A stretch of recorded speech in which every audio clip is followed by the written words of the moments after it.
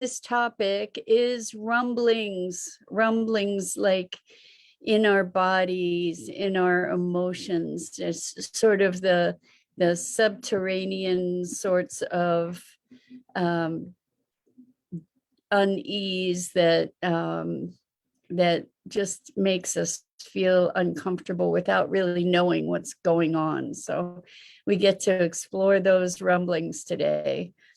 But before we get started, let's take a moment to get present. Let's take a deep breath in through your nose and hold it.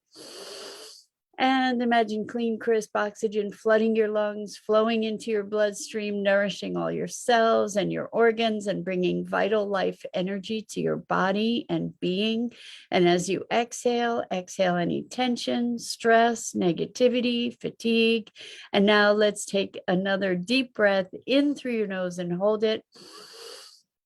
This time, imagine brilliant, bright light lighting you up from the inside out, illuminating, electrifying, and energizing all your cells, all your molecules, all your electrons, and creating a brilliant beam of light from your heart out into the world.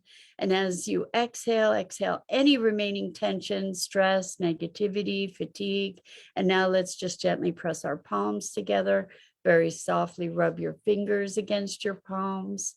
Feel the deliciousness of that, of the tickling, the tingling, the sensations, and allow that sensation to bring you present to your physical form, this remarkable vehicle for experiencing life. And welcome, welcome, welcome. Good morning. Good morning, Rosalind. Good morning, Lisa. So good to have you guys here with us this morning. And welcome to everybody else who's joining us. We're talking about rumblings. I don't know about you, but I notice that sometimes without conscious awareness of what's going. Good morning, Dido. So good to have you here with us. We're talking about rumblings, and what I mean by rumblings are those subterranean feelings, you know, those subcurrents of feeling and sensation that our body uses to communicate with us and to share information. And normally when we experience these kinds of things, at least when I do, the tendency has been to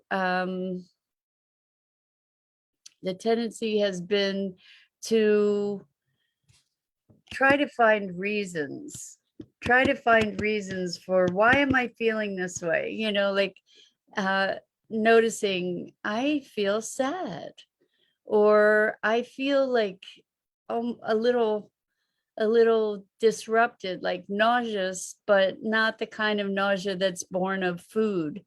You know, I feel like jittery. What's going on? And typically in our quest to understand what's going on, we go in and we start making up stories or creating a narrative for whatever it is that's happening.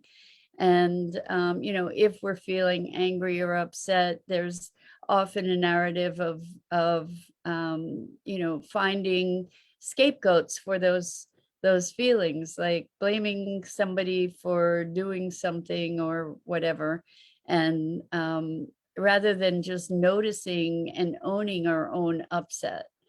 And so what's coming up for me this morning is a whole bunch of sensations. And that's why I brought up this topic, because there's definitely some rumblings going on for me. And I thought, well, maybe this would be a great opportunity to use that as a way to share a process that I think can be profoundly effective.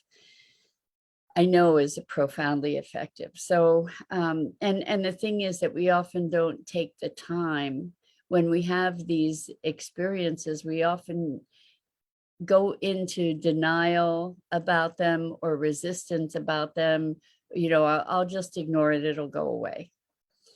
Well, typically it doesn't go away, right? Typically what happens is it just gets deeper and magnifies in its way. And eventually, if we ignore it long enough, it manifests in our physicality with all kinds of dis-ease, whether it be autoimmune stuff or stomach stuff or headaches or muscle pains or joint aches, these or even more extreme conditions. So when we start experiencing these things, if we can dedicate some time to putting our attention on them and working it through, then we get to release that emotion. So I'm just going to talk about what's going on for me today. I feel like a jumbliness in my tummy. I feel a bit of a constriction in my throat. And as I put my attention on the constriction in my throat, and this is the reason I'm doing this, is to share with you a process that might be effective for you. I'm using me as an example. So that's why it might sound like it's all about me, but it's really just using me as an example, hopefully in a sharing moment. And by the way, if you guys are putting comments in and I'm not responding, it's because I don't see your comments. So you might want to go to Enlightened World Network's Facebook page, and you can put your comments in there. Lisa says you need to align your chakras. And I think that that's really true, Lisa. And that's a really powerful process, actually. And even before doing that, I think we actually went through that process on another morning gathering at one point. And this morning, I'm going to do a different process so that you can have have a bunch of different tools at your disposal, right? So these things work in conjunction with each other really powerfully. But right now, again, what I was noticing is that there's this kind of constriction, a squeezing in my throat. That's what I'm feeling. And as I put my attention to it, what I notice is that there's sadness that comes up, that constriction is kind of like trying to choke back tears. And so as I feel the sadness, what I'm noticing is that the constriction is loosening, and I'm noticing that my eyes are getting moist, that they're getting ready to cry. And there's this back and forth play that I'm aware of between what's going on in my throat, the constriction, and the desire to cry. And at the same time, what I'm noticing is in kind of a line through my body down into my belly, that there's this, if I were to visualize it, and this is something that people often do in the core connection sessions, it's like a toxic drip, like that there's this viscous fluid that's just sort of dripping down and coming from my throat. And as that's happening, I'm noticing less tears and more activation of my chest. And I just burped. So if in this kind of process you burp or you yawn, that's typically an indicator that you're releasing energy. And what I'm noticing is that the constriction in my throat is moving down. So it was high, now it's moving down. And I'm noticing that the part of the drip that was in my mid chest is no longer there. It's more pooling in my stomach now, it feels like. And if I were to see it, if I made an image of it, and this is all going to be unique to you in your own experience, but it would be this milky white substance that is kind of very thick, almost mucusy and kind of gross and a little bubbly. And it seems like there's something in my throat that's creating more of this, that's then trickling down. And in my upper stomach is where it feels a little acidic, and lots of burping. And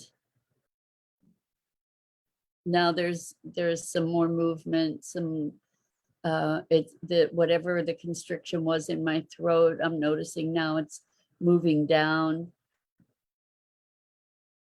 And the bubbly stuff in my belly is turning color. I can't tell, like maybe a blue, like a pool lining, that kind of electric blue. And so the constriction in the throat is down to here now. And the acidity in the stomach is relieving somewhat. And now it's kind of right around my sternum. And noticing, so the point in this is to notice that the energy moves, it migrates, your internal representation of it shifts. And the idea is to be able to flow with it, to be able to follow it. It's bringing awareness. And when we bring awareness with curiosity, no judgment, I'm not judging any of these things, I'm just observing and recognizing them. And in the process of observing and recognizing them, they shift of their own accord. Sometimes you have to sit with it for a while before it actually shifts. But being present to it and noticing and looking for what's changing. So one of the things that's changing is now I feel hot. And oftentimes as I'm releasing energy, my body temperature changes. So I'm feeling hot, I'm getting a bit flushed, you can see. And what I'm noticing is that I'm not really feeling constriction in my throat. I'm not really feeling the acidity in my belly, but in my upper belly, just below my breastbone, like in the solar plexus area, I'm actually feeling kind of a sharp pain. And oftentimes when people feel sharp pains, if they visualize it, sometimes it looks like a dagger or a sword or some kind of weapon or something that has impaled them in some way or another. And at that point, if that's something that arises for you, we don't go into, oh, it's a past life, or what we do. And it may be that it comes up vividly as a past life, but that isn't that context isn't necessarily relevant in this particular work. But if I see a sword, maybe there's an appearance to it, or a dagger. I think it's funny, what comes to mind to me right now is a hatchet. And it's a hatchet like one of those hatchets that you would have on a fire alarm, one of those red hatchets. And I think it has a wooden handle, and it's just sort of lodged in my lower right side, just below my ribs.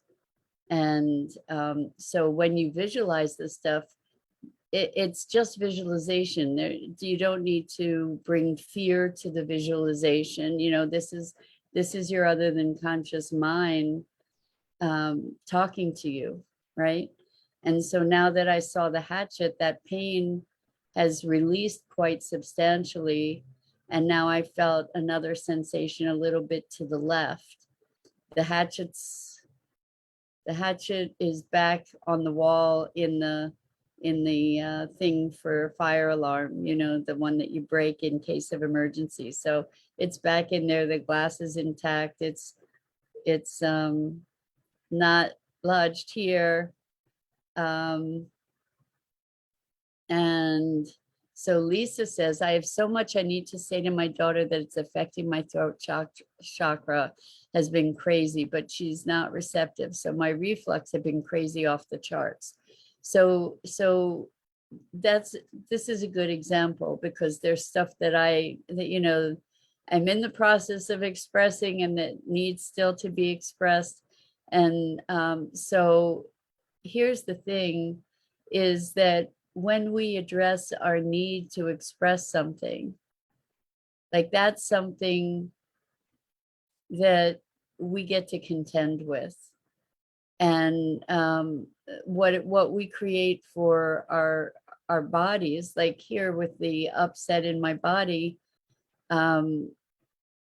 it's mine. That's something that I relate to. That's something that I control. And so there are people in my life with whom I would like to be dialoguing where there is not receptivity. And so what I get to do is I get to clear my need, like to be clear in myself, like whatever it is that is requiring something of another person, that's something, a need in me that I get to clear. When I clear that, when I get past the need, that because the need is resistance in a way, the need is a resistance to how things are. And I'm not saying be complacent. What I'm saying is be complete. And that's what I was trying to illustrate in this process, is it's not about what should I say, how should I act, what should I do. It's about what's happening here, coming back to presence, allowing myself to be connected to the energy that's there, and to allow that energy to move without all the stories that I would make up about what I should do, or how this other person should react, or how they should be, or what they've done, or what I've done, or any of that. It's being present to what's going on in the moment in the body. And as we follow all of that stuff, those sensations and those visualizations and those emotions, as we follow them, it's kind of miraculous that what happens is that the need and the energetic charge on all that stuff dissipates. And when that dissipates, then we come to a place of choice. So what I would venture to say, Lisa, is that in this moment, or when you wrote what you wrote, your need to speak to your daughter, to say things to your daughter, it's not just your need to say things to her, it's your need to have her be a certain way or do a certain thing in order to hear what you have to say, or to respond to what you have to say. And there is a place where you can become complete, so that whatever your need is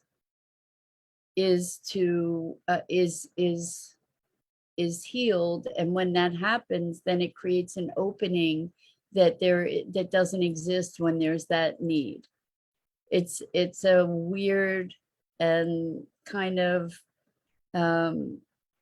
counterintuitive and sometimes frustrating dynamic, but that's how it works.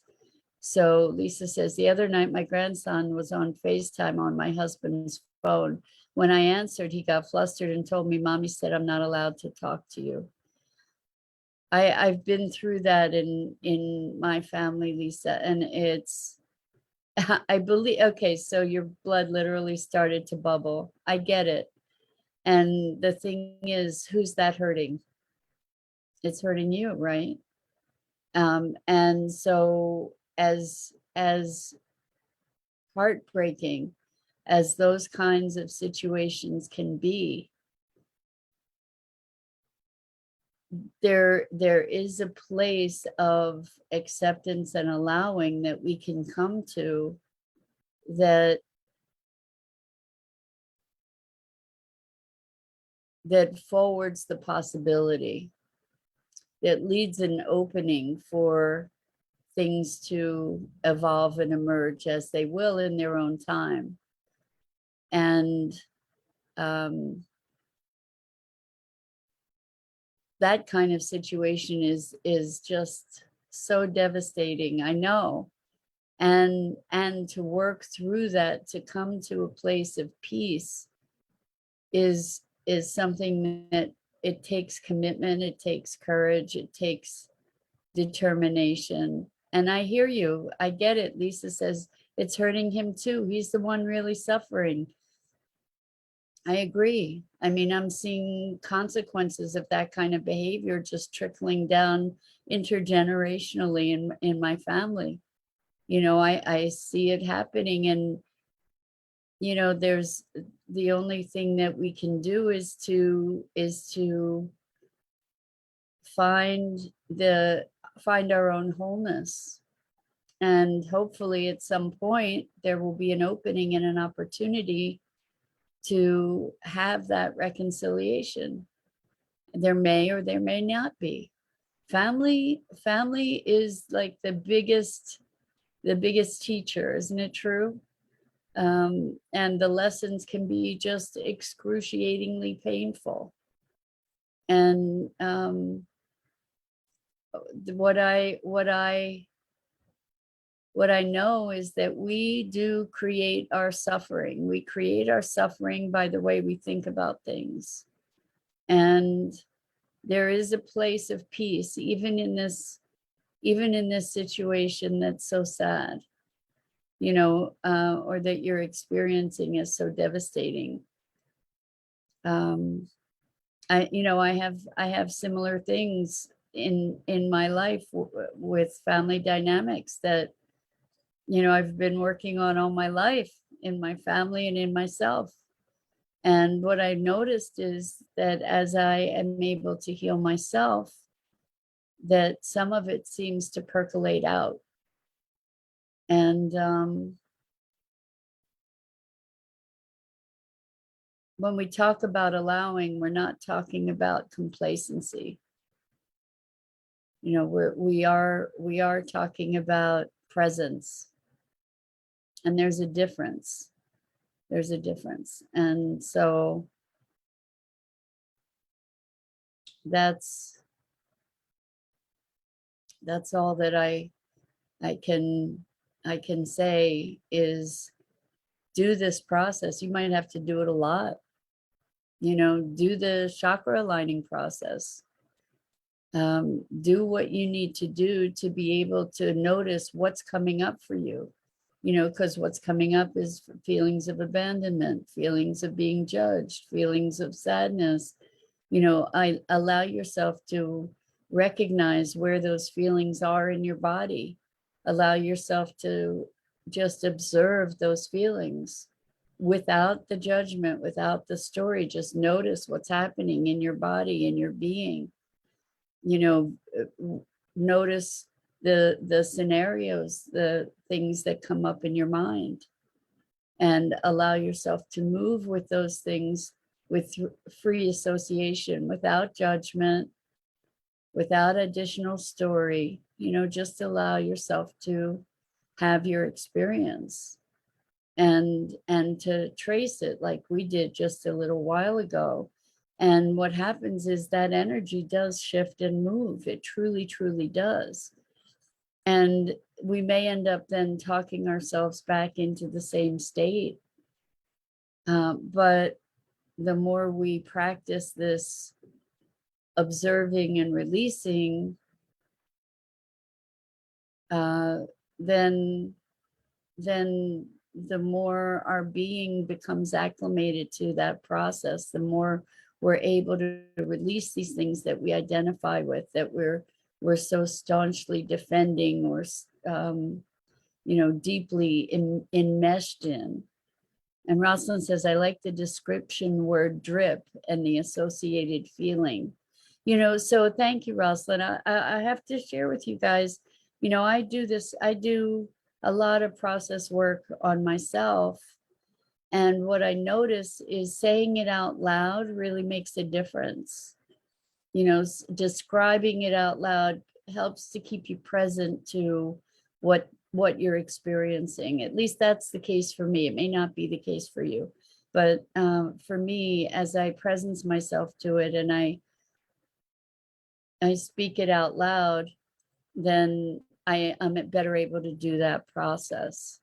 And so, Lisa, I hope this is helpful for you. The other thing that you might look at is tapping. I know we've talked about tapping a bunch. So that's really helpful for moving emotions and releasing a lot of the charge that we have on things.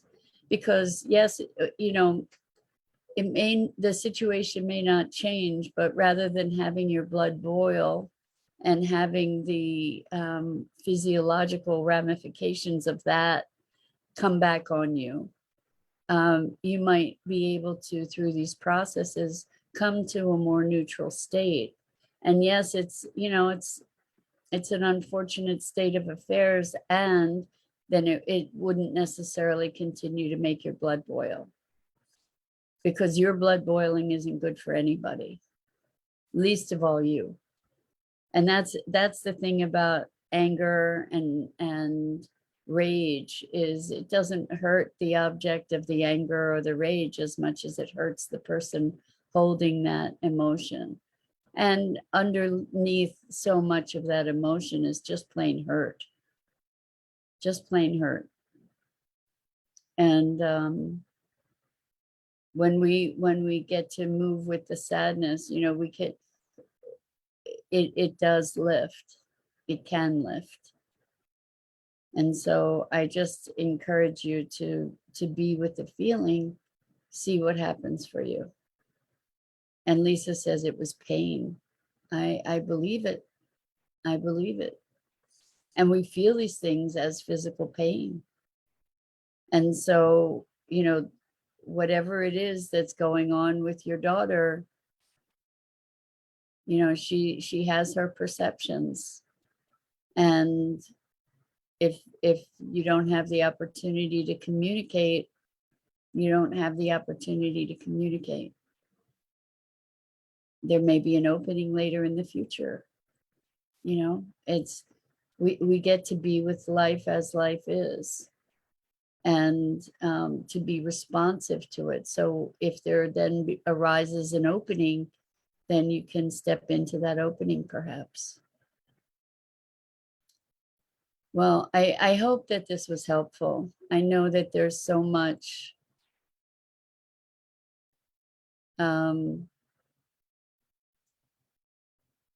so Lisa says, thank you, Mira. I know it's not me, it's her. She needs to reach a place where she's open to I think reconciliation, I think is what you meant to be putting in there. And the thing is that it's always us. So Lisa says, ready to receive. So as much as it looks like them, it's us. And it may not be us alone, you know, because we're dancing, but it's never just the one person, ever.